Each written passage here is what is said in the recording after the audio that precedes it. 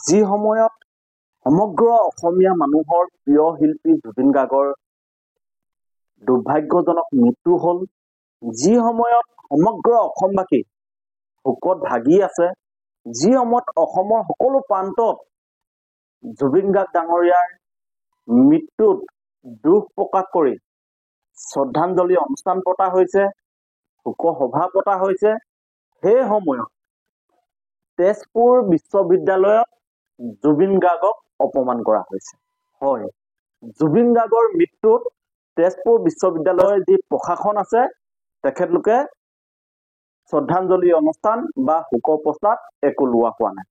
আৰু ইয়াৰ পিছত তেজপুৰ বিশ্ববিদ্যালয়ৰ ছাত্ৰ সমাজে প্ৰতিবাদ কৰিলে আৰু প্ৰতিবাদ কৰাৰ পিছত আমি পোৱা খবৰ অনুসৰি বাছ ষ্টেণ্ডত তেজপুৰ বিশ্ববিদ্যালয়ৰ ছাত্ৰ সমাজে জুবিন গাৰ্গৰ শ্ৰদ্ধাঞ্জলি অনুষ্ঠান পাতিবলগীয়া হৈছে। আৰু সেই অনুষ্ঠানত তেজপুৰ বিশ্ববিদ্যালয়ৰ যিগৰাকী উপাচাৰ্য আছে তেওঁ উপস্থিত নাথাকিলে।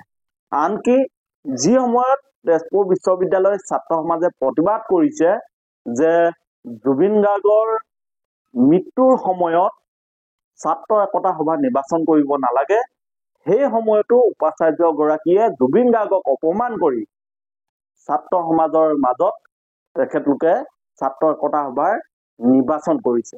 তাকো পূৰ্ণাংগ ৰূপত ছাত্ৰ একতা সভাৰ নিৰ্বাচন তেখেতে অনুষ্ঠিত কৰা নাই। যি সময়ত দাবী উঠি আছে যে ছাত্ৰ একতা সভাৰ পূৰ্ণাংগ নিৰ্বাচন হ'ব লাগে, অন্যান্য বিশ্ববিদ্যালয় বা যিসমূহ মহাবিদ্যালয় আছে যি ধৰণে ছাত্ৰ একতা সভা নিৰ্বাচন অনুষ্ঠিত কৰা হয় সেই ধৰণে তাতো অনুষ্ঠিত কৰিব লাগে।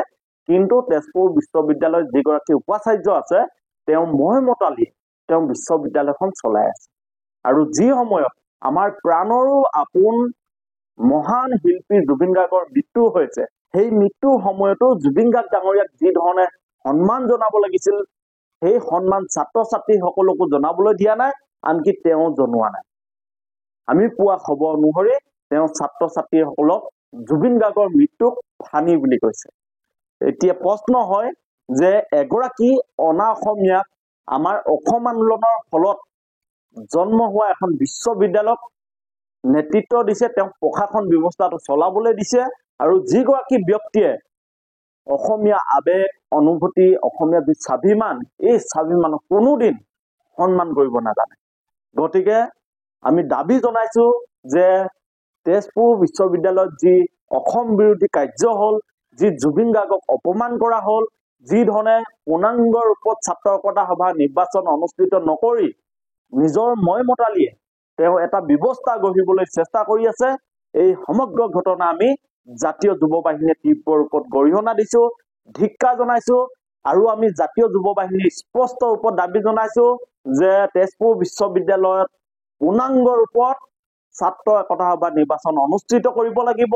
আৰু আমাৰ শ্ৰদ্ধাৰ শিল্পী প্ৰাণৰো আপোন শিল্পী জুবিন গাৰ্গ ডাঙৰীয়াক যি ধৰণে অপমান কৰা হ'ল, তেখেতৰ মৃত্যুক যি ধৰণে ফানি বুলি কোৱা হৈছে, এই কাৰ্যৰ বাবে উপাচাৰ্যগৰাকীয়ে নতশিৰে তেওঁ অসমবাসীৰ ওচৰত ক্ষমা খুজিব লাগিব। অন্যথা আমি জাতীয় যুৱ বাহিনীয়ে স্পষ্ট কৰি দিছো তেজপুৰ বিশ্ববিদ্যালয়ৰ যি কাৰ্য তেখেতলোকে যি ধৰণে অসম বিৰোধী সিদ্ধান্ত লৈছে, যি ধৰণে ছাত্ৰ ছাত্ৰীসকলক দমন কৰি তেখেতে নিজাববীয়াকৈ এটা ব্যৱস্থা গঢ়িব খুজিছে, ইয়াৰ বিৰুদ্ধে কিন্তু আমি প্ৰতিবাদী কাৰ্যসূচী গ্ৰহণ কৰিম।